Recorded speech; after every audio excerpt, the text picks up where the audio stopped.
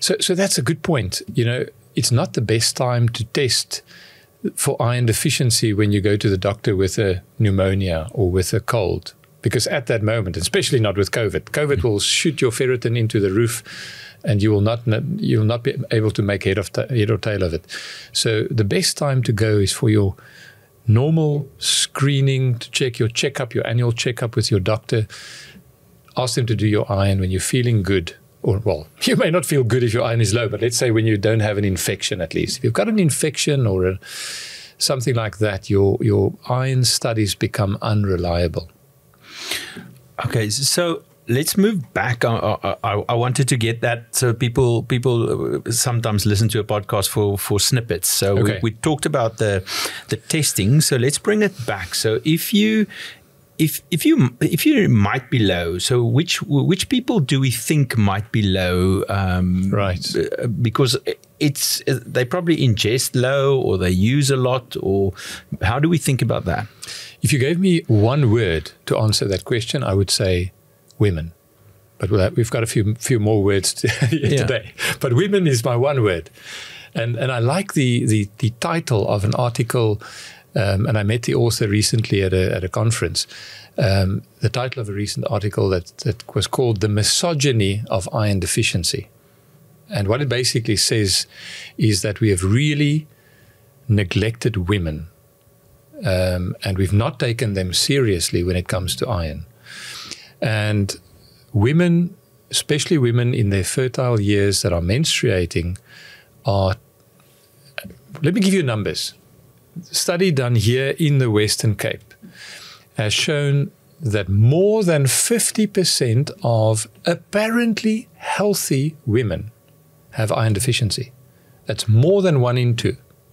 Now that should have every health regulator, governor sit up and run around and medical do something aid, about everyone it. should want to do something about it. But, people are not filling up the ERs. Women are tough. They take it. They live with it. They think, they're often so used to this. And many doctors have given them a cold shoulder, and they've become accustomed to it, sadly. And I say this not to, to badmouth doctors, because there are amazing doctors that really attend to iron deficiency, like you guys with your clinic. But I see those patients who come to me for a second, third opinion for their iron, and then I see it's obviously low, and doctors have refused to treat them because they say, no, this is normal, or they don't know what these new values are that you've talked about. Yeah. So I hang my head in shame. For more than 20 of my practicing years. I was one of them. I had no idea. But a question, we only see what we look for. True. Is it always been like that? Or is there something like a cause for why we see such a high incidence of iron deficiency? Or is it just because we're looking better? I think the awareness is increasing. I definitely think the awareness is increasing. A lot of education is happening globally. The people are taking note. The World Health Organization has taken note. So they've already brought out a number of publications, and there's now a very big publication, and I've been part of this working group to put together a global implementation plan for how we will address, amongst others, iron deficiency on a larger scale. And I think conferences of many different specialties are now taking note, because iron deficiency affects you when you are in heart failure. It affects you when you're pregnant. It affects your baby when you as the mother is iron deficient during pregnancy. It affects you when you are overweight.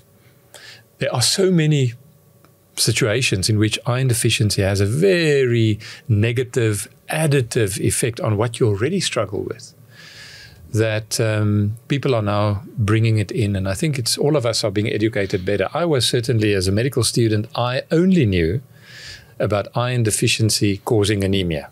And I thought that all the symptoms that they listed, maybe apart from the cravings, was due to the anemia. I was so wrong, and I also had to learn all of this later. Yeah, we just before the podcast, we had a little chat about just recovery and repair and how vitamin C plays an important role in repair, and where iron is needed to do that conversion. So, as you say, it's not just the anemia. There's so much more involved. Absolutely.